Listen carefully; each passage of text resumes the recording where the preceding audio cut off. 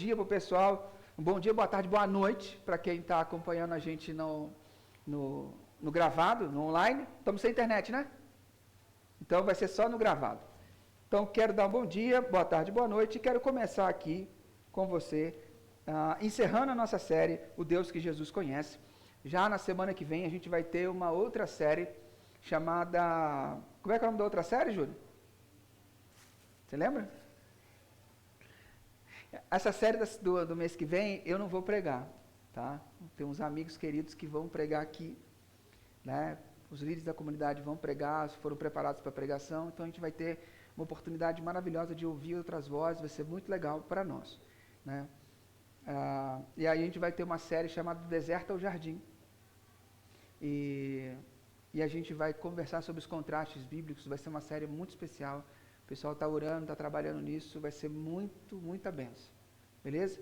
Então hoje eu quero encerrar essa série, O Deus que Jesus Conhece. Eu mandei uma enquete para você no seu WhatsApp, você viu aí? Que você respondeu para mim, deixa eu ver aqui. Nós temos 8 votos apenas 8 votos. Né? É apenas 8 votos que eu tenho aqui. E é engraçado porque, assim, eu posso ver os votos. Eu não gostaria, mas eu posso ver. Então, 6 pessoas marcaram, a pergunta é, você consegue dar uma explicação clara e objetiva sobre o porquê que Jesus se tornou humano, morreu e ressuscitou? 9 pessoas marcaram que sim, 10 pessoas marcaram que sim, 11 pessoas marcaram que sim.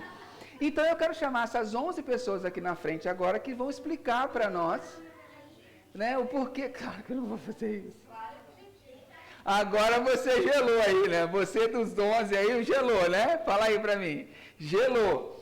Então nós temos 11 pessoas que sabem explicar de uma maneira objetiva, clara e objetiva sobre por que Jesus tornou humano, morreu e ressuscitou. E nós temos 2 honestos aqui dizendo que não sabem. Deixa eu falar uma coisa para você, para esses 2 honestos aqui que responderam. Eu demorei, de cristão, para eu poder explicar, eu demorei mais ou menos uns 10 anos para poder entender isso e poder explicar. Então você que foi honesto, disse que você não consegue, eu me faço um com você. Porque não é fácil. Agora, você que disse que sabe, quando alguém chegar na rua e perguntar, e trocar um assunto com você, e envolver a espiritualidade, honestamente, eu espero que você explique mesmo, que você fale. Só que, como assim? A gente tem uma plateia, a maioria que sabe. Então, assim, não preciso entrar tanto em detalhes. Nós vamos fazer um sistema de pergunta e resposta hoje, eu acho que é mais legal, para a gente trocar algumas coisas. Né? Porque tem uma pergunta que bate nas pessoas e muita gente não sabe responder por quê. Essa é a primeira pergunta que eu queria deixar aqui. Por que Jesus teve que morrer? Por que Jesus teve que morrer? Você já parou para pensar nisso? Deus não podia dar um jeitinho? Deus não podia perdoar as pessoas sem ter que matar o próprio filho?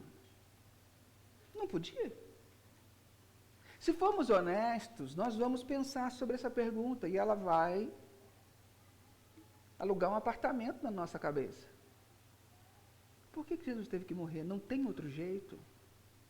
Porque para a gente é muito mais prático e mais fácil quando nós trabalhamos sobre outras narrativas. A gente tem falado nas últimas 3 semanas que nós vivemos num mundo de desempenho, ou seja, se você faz alguma coisa, produz alguma coisa, tem valor. Se você não produz, não faz nada, as pessoas não te dão valor. Certo? Isso é pato pacífico, a gente entende isso. Então, quanto mais você produz e quanto mais o que você faz é escasso, mais valor você tem na nossa cultura brasileira. Quer ver? Professor. Você não conseguiria ser o que você é e ganhar o que você ganha se você não tivesse professores. Certo? Mas professor ganha bem no nosso país? Né? Você já entendeu qual é a profissão da criança, né? Você já entendeu, né? Professor não ganha bem. Mas ser o professor é a base. Sem o professor, você não consegue ser o quem você deveria ser. Mas é uma das profissões mais desvalorizadas do nosso país. Tem a saúde e você vai ser professor. O negócio é assim, o negócio aí retroagindo? Mas tá entendendo? Tá entendendo? Você não consegue, mas professor deveria ganhar mais que o engenheiro, porque ele ensina o engenheiro. Mas muitas vezes, a maioria das vezes, não ganha. Por quê? Porque tem muito professor. Tem muito. Quanto mais escasso é o que você faz. Você quer ver uma coisa? Começaram a valorizar os motoboy quando? Quando que valorizaram o motoboy? Na pandemia. Tinha gente que dava gorjeta dobrada para o motoboy não deixar de trabalhar na pandemia. Por quê? Porque tudo parou, só tinha os motoboy na rua. Aí motoboy... Meu Deus, que complexo de inferioridade é esse, gente? Que é isso? Né? Se você não comia, você não conseguia pedir uma comida, você não conseguia fazer nada se não tivesse o motoboy. Então a gente começou a parar a pensar que tinha uma multidão de gente que trabalhava para fazer as coisas rodarem e acontecerem, chamados motoboys. Na maioria das vezes, você só criticava o motoboy quando ele passava vazado do seu lado na hora da rua lá. Era só isso. Mas quando se tornou escasso, você deu valor. Agora você dá valor para o motoboy hoje em dia?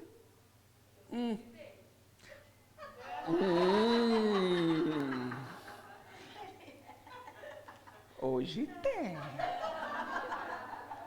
O negócio tá bom, né? Mas se voltar no assunto, né? Então, até perdi aqui o negócio. Volta. O amor está no ar. Então, a gente vive nessa sociedade de desempenho, onde se o que eu faço, ele é escasso, é valorizado. Se o que eu faço não é escasso, ele não tem tanto valor.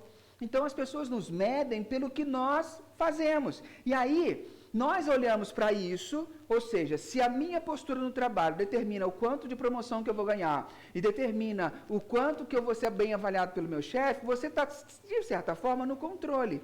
Então, você transfere isso na sua relação para com Deus. Claro que na relação de trabalho isso não tem nada de errado, tem que ser assim mesmo, está tudo certo. Mas quando eu transfiro isso para a nossa relação com Deus, eu começo a achar que eu tenho controle sobre como Deus se sente a meu respeito. Se eu andar bem, se eu andar na linha, Deus me ama mais. Se eu fizer besteira, se eu pecar, Deus me ama menos. E não é assim que as coisas funcionam. Nós achamos que toda ação tem uma reação na vida espiritual. Se você, por exemplo, é um hinduísta ou um budista, isso é verdade. Por quê? Todas as suas ações têm uma reação. Tudo que você faz aqui vai refletir para você numa vida futura. Isso se chama karma. O budismo e o hinduísmo lidam com essas coisas. De todas as religiões lidam com essa questão de você bateu, levou. O que você faz, você recebe. Todas as religiões do mundo são assim, menos o cristianismo. Menos o cristianismo. O cristianismo, o seu desempenho não tem a ver com o resultado que você vai ganhar na eternidade. Porque você não vai ganhar méritos, você não vai estar lá por conta do que você fez, mas por causa do que alguém fez por você. Deu para entender a diferença? Então, na maioria, em todas as religiões, o seu desempenho aqui garante em você uma vida futura boa ou ruim. No cristianismo, não. Não é o que você faz, mas é o que Jesus fez, garante para você uma vida boa. Deu para entender a diferença? Só que aí, você vê um inocente que vive uma vida super tranquila, não faz mal para ninguém, e o fim da vida do cara é isso. Morreu numa cruz. Qual o sentido, então? Por que Jesus morreu numa cruz? Eu vou tentar, então, a gente trabalhar essas questões a partir de algumas perguntas e respostas, para você poder ter isso gravado na sua cabeça. E você, quando alguém te perguntar, você vai estar junto com os 11 fantásticos dessa igreja que conseguem responder para todo mundo que perguntar. É um testezinho que eu indico para você fazer depois, no final da saída pergunta para um dos 11, se eles conseguem te explicar. Vamos fazer um testezinho? A primeira pergunta que eu quero colocar para você aqui é essa. Por que Jesus teve que vir como humano, morrer na cruz? Ele não podia nos ensinar um modo de viver agradável a Deus? Quem ousa me responder isso aí?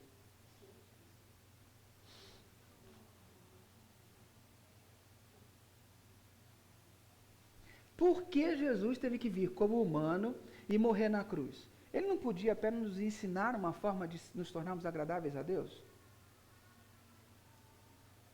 Cadê os 11 aí? Vamos lá, os 11. Me ajuda aí. Para e pensa. Faz sentido essa pergunta? Porque ele morrendo e vindo, ele passou pelas mesmas coisas que nós como humanos passamos.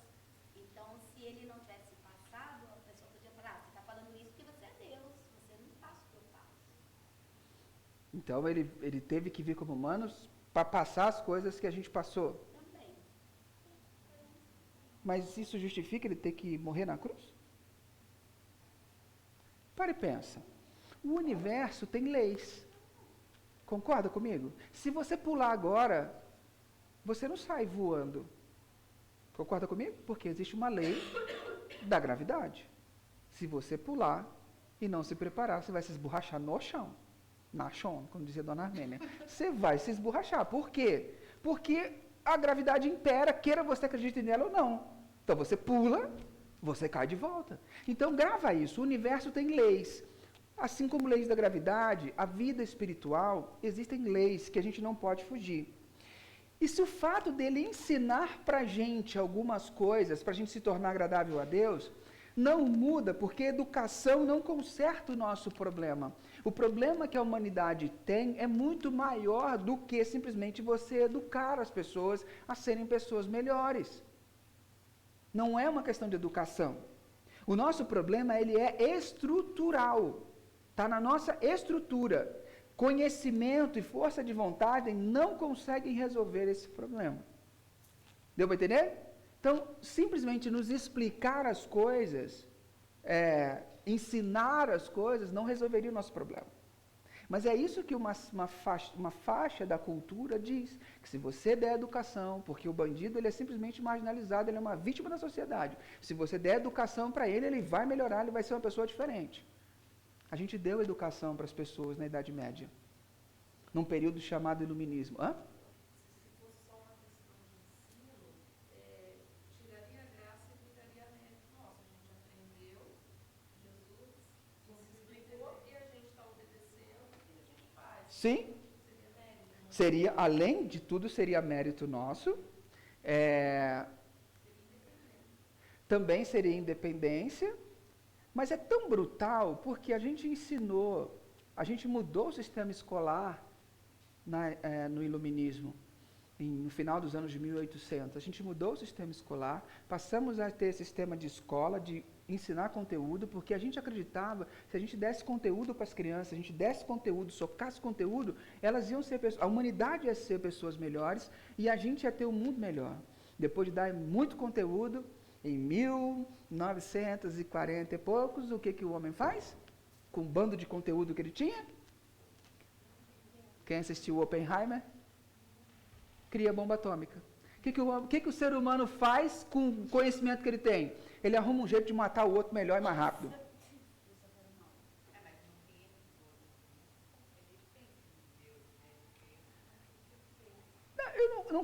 No meu caso, não é nem a pessoa do Oppenheimer em si, porque ele estava numa briga de que se ele não fizesse, alguém ia fazer. Então, se alguém tem que chorar, chora a mãe dele primeiro. É um filme do criador da bomba atômica. Só que a questão que eu quero pegar é essa. Quando a gente tem o conhecimento, o que a gente faz?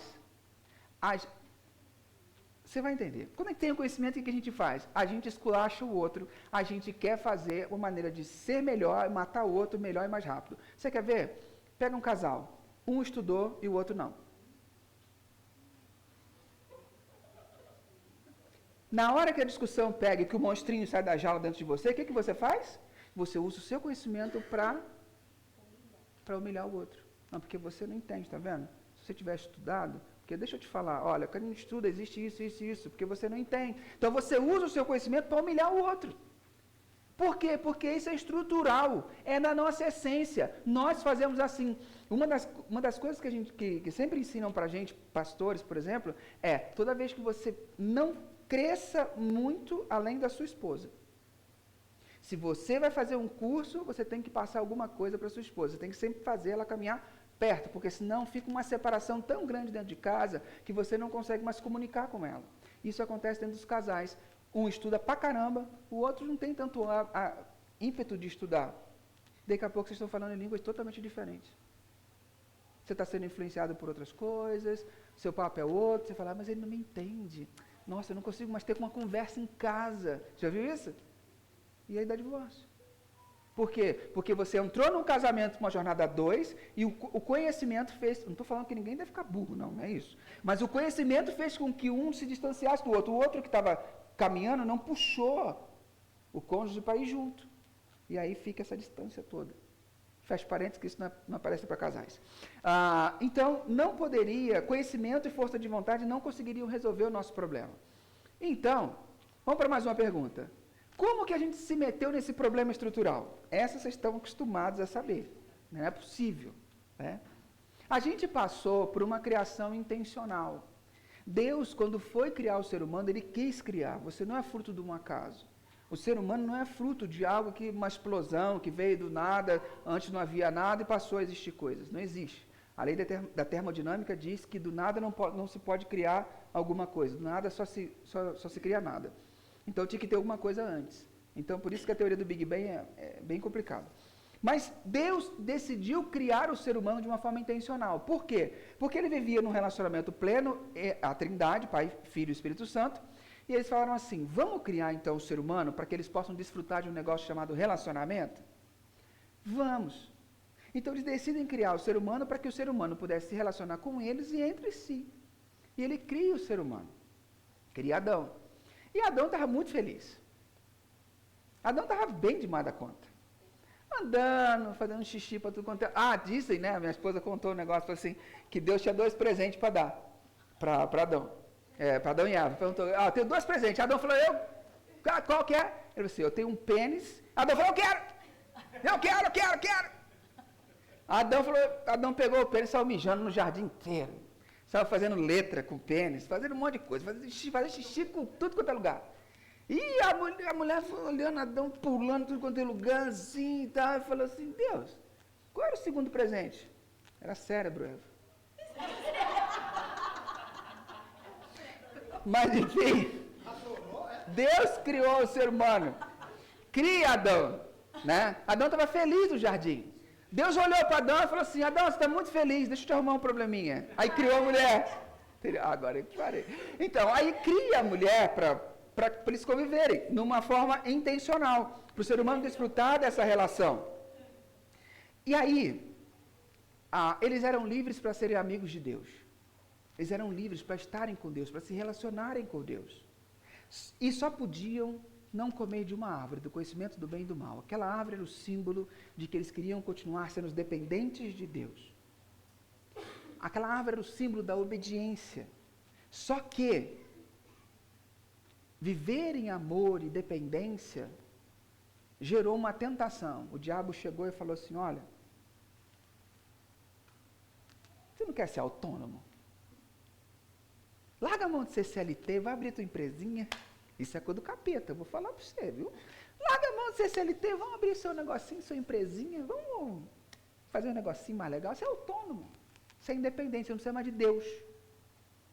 Eles gostaram da ideia, comeram do fruto, romperam a relação com Deus. Só que quando eles rompem a relação com Deus, eles se tornam autônomos. E essa autonomia é o símbolo do pecado, ou seja, do afastamento de Deus. Aí naquele momento a morte entra no mundo. E aí o problema ficou sério.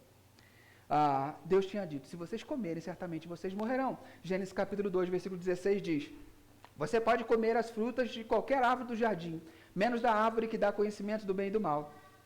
Não coma a fruta dessa árvore, pois no dia em que você comer, certamente você morrerá. Ele comeu o desgramado. Ela comeu. Na verdade, foi ela que comeu, virou-se e deu para ele. Então, os dois comeram. Aí você vai falar assim, maldita da Eva, né? Mas você percebeu que ela virou e deu para ele comer? Ou seja, durante todo o diálogo dela com a serpente, ele estava do lado e não interferiu. Ou seja, a responsabilidade era dele. Ele não protegeu a sua esposa, ele não cuidou dela. Ele devia ter cuidado para ela não ficar conversando com serpente. E aí, dá o que dá. Então, quando eles comem, Deus disse, se você comer, certamente você morrerá. Deus não podia voltar com a sua palavra, porque ele não seria Deus se ele voltasse com a sua palavra. Você confiaria num Deus que uma hora fala uma coisa, outra hora fala outra? Você não confia nem no STF, que uma hora decide uma coisa, uma outra hora decide outra. Você vai confiar em Deus que uma hora decide uma coisa, outra hora decide outra? Você não ia confiar. Você não ia ficar feliz. Não ia ter confiança. Então, o que ele fez? Deus precisava cumprir a sua palavra, porque ele era Deus. Mas também ele não poderia deixar a sua preciosa criação ser destruída. Esse foi o dilema divino. O que eu faço agora? Eu deixo a minha criação ser destruída? E cumpro a minha palavra? Ou não cumpro minha palavra, deixo de ser Deus? E aí, como é que eu faço? O que eu vou fazer? E aí vem uma outra perguntinha que você pode estar perguntando aí. Deus não poderia simplesmente perdoar? Fala sério, não é mais prático? Perdoa. Não é isso que você almeja quando você faz merda em casa? Simplesmente perdoa. Homem é mestre nisso, cuidado, viu? Homem é mestre nisso. O homem, ele tem a capacidade de chegar e falar assim, mas eu já te pedi desculpa, desfaz essa cara. Por que você ainda está assim? Porra. A mulher tem um relógio diferente do ser humano, do homem. O que acontece com você em 5 minutos, demora 5 anos para acontecer no coração da mulher. Então toma cuidado antes de ferir o coraçãozinho dela. Entendeu? Porque senão você vai pagar pelo pato durante 5 anos. Mas é diferente, nós funcionamos diferente. O ser humano já quer, ele quer pedir perdão. Eu duvido, já aconteceu isso com você, eu tenho certeza. Eu não vou pedir para levantar a mão para não te expor. Mas já aconteceu isso comigo. Já. Eu quero resolver o problema. Eu quero que o clima mude. Eu quero que a vida ande de volta. Vamos. E ela, não quer conversar. Inferno! Não quero conversar. E o pior, sabe que a pior fala lá em casa? A pior fala não é eu não quero conversar. A pior fala na minha casa, assim, que toca todos os sinos, é, já cansei, não quero falar não. Eu não faço a mínima ideia do que seja, eu não sei do que se trata, vem essa frase, ferrou, mano. O mundo abre um buraco e aí ferrou. Ah, já cansei, não vou falar de novo, não. Deixa pra lá. Cara, eu não faço ideia do que está acontecendo. Vocês acham que falaram 1000 vezes, só que dentro da cabeça de vocês. Dentro da cabeça de vocês, entendeu? As coisas se resolvem na cabeça de vocês. Vocês são uma dupla sertaneja que a segunda voz está dentro da cabeça. Vocês fazem dueto com vocês mesmos. Não dá, a gente não faz parte desse negócio. Junto, irmão. Não, aleluia, pode dar um amém aí? Glória a Deus. Ah, é? Não dá. Não. Vamos voltar aqui para esse negócio. Então, Deus não podia simplesmente perdoar todo mundo? Deus não podia simplesmente ter perdoado? Ele não pode, porque ele não pode voltar atrás com a sua palavra. Ele não pode voltar atrás. Então, ele fica nesse dilema, ele não pode simplesmente falar assim, perdoar, porque ele disse que se você pecar, certamente você morrerá. Ele teria que cumprir sua palavra. Então, o que nós faz?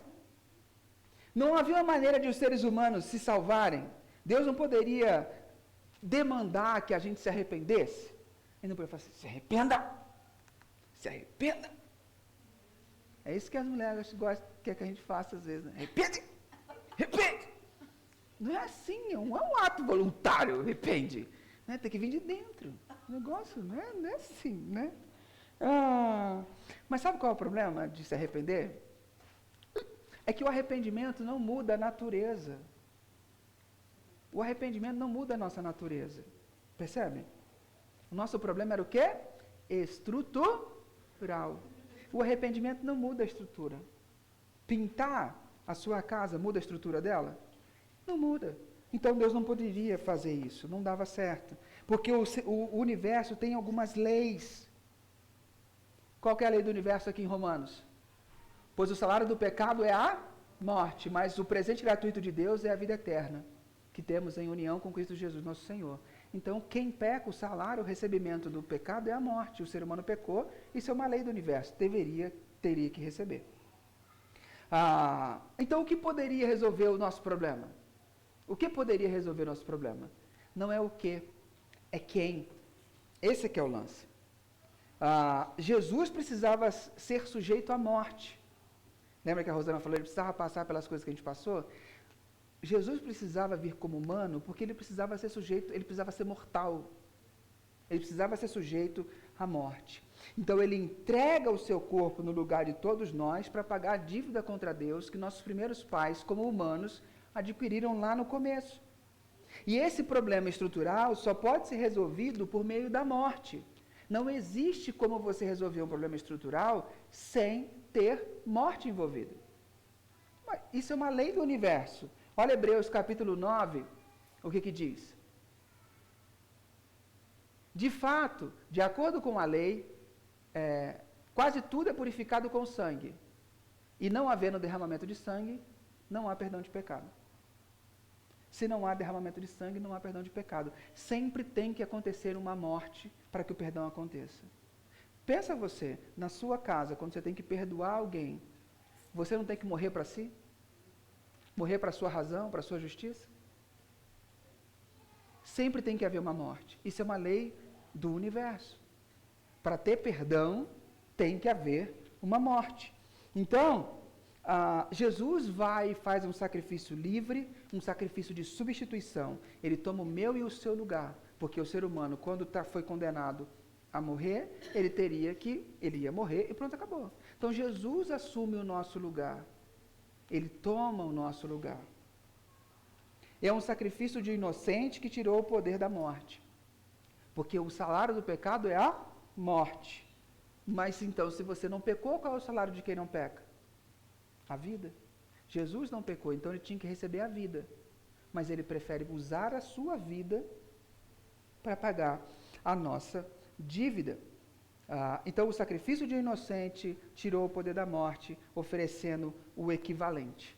E o que isso representa para mim? O que isso representa para nós? Isso é a reversão daquele erro original da independência. Ele acaba com a lei da morte. O salário do pecado é a morte. Ele acaba com isso. E ele providenciou um novo começo com a sua ressurreição. A sua ressurreição, ele mostra que há esperança para aqueles que morrem. A morte não tem mais a palavra final. A morte não conseguiu segurá-lo. A morte não tinha mais poder para segurá-lo, então ele volta para a vida. E isso acontece com todos aqueles que recebem o sacrifício de Jesus. A morte não tem mais a palavra final sobre nós. Só que ainda fica uma pergunta. Mas por que cruz? Eu não podia morrer de um infarto? Não podia morrer dormindo? Não podia dormir tranquilo, sem sofrimento? Porque ele tinha que morrer numa cruz, que era a pior morte da época. Por que morrer na cruz? E essa é a última pergunta para a gente encerrar o encontro de hoje. Por que na cruz? Mas ele podia cortar o pulso, ia derramar o sangue também.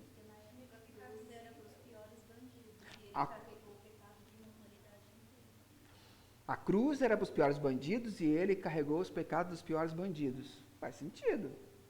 Faz um pouco de sentido. Quer falar? Por ser quem ele era? Como assim? Então, mas por que cruz? Por que o Messias tinha que morrer na cruz? Porque ele escolheu o ápice, o pior. Porque a pessoa fala, foi fácil, você só morreu disso. Não, ele foi no máximo. Mas foi fácil, só morreu disso? Ele morreu, pô. Presta atenção, por que a cruz? Não, morria, tinha outros tipos de tortura também. A cruz era o pior, era para o pior bandido para ser exemplo. Pela visibilidade, tem um bom ponto. Tem um bom ponto. Porque por conta do Primeiro Testamento, lá em Êxodo, eles falavam muito de sacrifício animal, tudo, e a cruz foi uma maneira aparente de demonstrar o sacrifício, atribuindo a lei que já existia. É o homem que está lendo o Primeiro Testamento, tá vendo? Então, ele está falando que tinha muita questão do sacrifício de animal, então, quando ele faz essa morte na cruz, é como se ele fosse o sacrifício, também tem a questão aparente, né? Isso tem tudo a ver, essa questão aparente. Por quê? A morte dele precisava ser real, precisava ser pública e precisava ser inegável. Inegável. Ninguém poderia dizer que ele não morreu, precisava de testemunhas de que ele morreu. Inventaram uma historinha lá. Então, ele precisava, porque sem testemunhos da sua morte, como é que ele ia ressuscitar? Como é que iam acreditar que ele ressuscitou? Não, pegaram o corpo dele, fingiu que morreu e acordou no outro dia. Se a morte dele não fosse aparente, não fosse visível, não fosse um espetáculo, eles não iam acreditar quando ele voltou à vida, quando ele voltou para a ressurreição. Então, a cruz de fato era dolorosa e abominável. Mas Jesus, o poder da morte de Jesus, é que ele transforma a morte, a cruz, que era abominável, num símbolo de esperança. Quando a gente hoje usa uma cruz vazia, ela é um símbolo de uma esperança, de que a morte não tem mais a palavra final. Então, quando você entra numa igreja e vê uma cruz, é isso que ela está falando. É disso. Faça. Tem alguma explicação bíblica porque ele ficou pouco tempo pendurado? 9 horas é pouco tempo? Sim, porque as pessoas ficavam de 2 a 3 dias para morrer. O problema é que a coça que ele tomou antes. Ele já pensou. Ele sofreu um martírio muito grande, aonde os historiadores dizem que os seus órgãos, atrás dos seus órgãos internos estavam expostos já. De tamanha chicotada que ele tomava, porque o chicote era de couro, na ponta tinha umas pontinhas de osso, onde ele pegava, fazia assim, quando você puxava, ele arrancava a pele. E ele era para tomar, tipo, 5 chibatadas, ele tomou 40.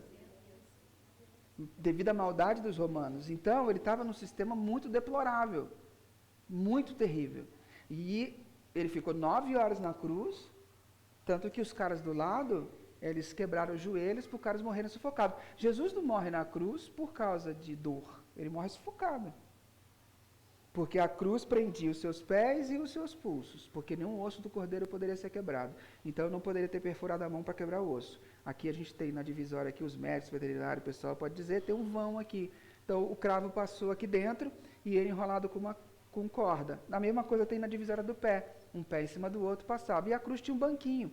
Ela não era autônoma, igual a gente pensa e vê nos filmes. Ela era da altura de um ser humano, para que qualquer um pudesse passar, pudesse olhar nos olhos dele e cuspir na cara dele. E ele não era crucificado com aquele paninho, ele é crucificado nu.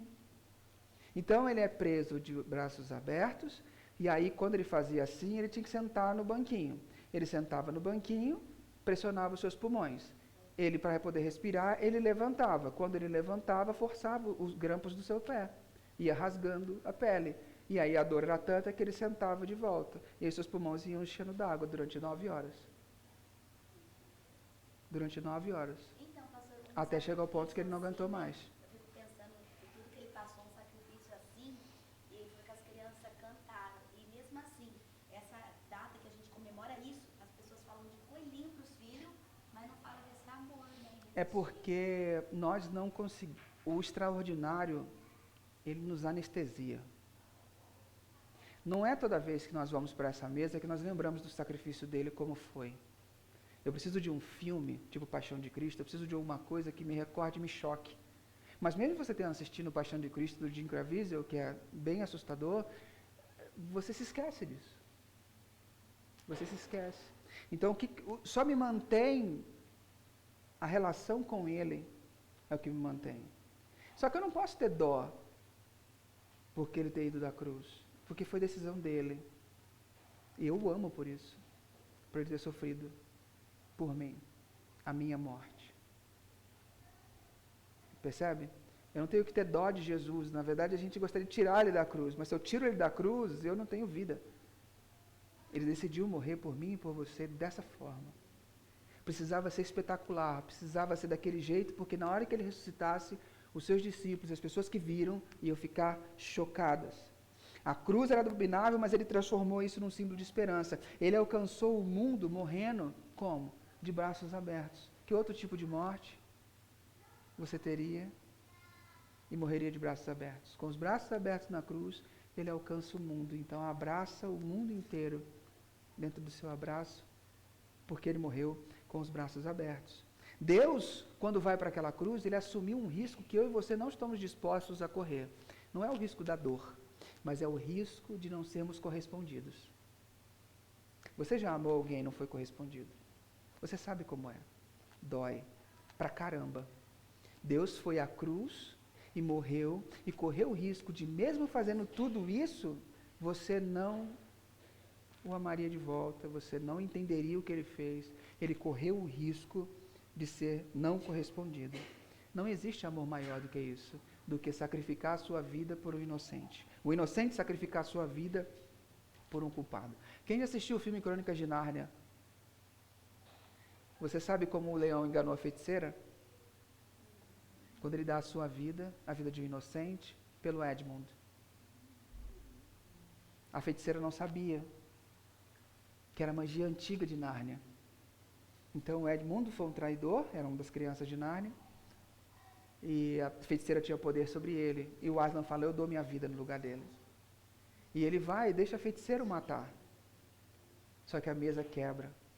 E ele volta à vida. Por quê? Porque isso é magia profunda, como disse C.S. Lewis. Quando um inocente dá a vida por um culpado, o poder da morte se quebra. Lembra do que Aslan fala no terceiro filme? Quando ela fala assim, eu queria estar mais aqui com você. Ele fala, eu vou estar com você. Só que no outro mundo eu tenho outro nome. Jesus, você quer ler um livro bom para os seus filhos? Leia as Crônicas de Nárnia. Ele foi feito para isso. Não, leia. São 7 crônicas. Só tem 3 filmes. Leia. Porque foi feito para isso, para as crianças. Para as crianças poderem entender a história de Jesus de uma maneira da fantasia. Então, o que mais Deus poderia ter feito por nós? Brennan Manning conta uma história de que ele tinha um amigo, e eles foram para a guerra juntos, eram amigos desde a infância, eles foram para a guerra juntos, no momento em que eles estavam lá, numa trincheira, veio uma granada. Essa granada vem, o amigo dele olha para ele, sorri, pula em cima da granada e morre com a granada explodindo. Brennan volta para casa, um dia vai visitar a mãe desse amigo.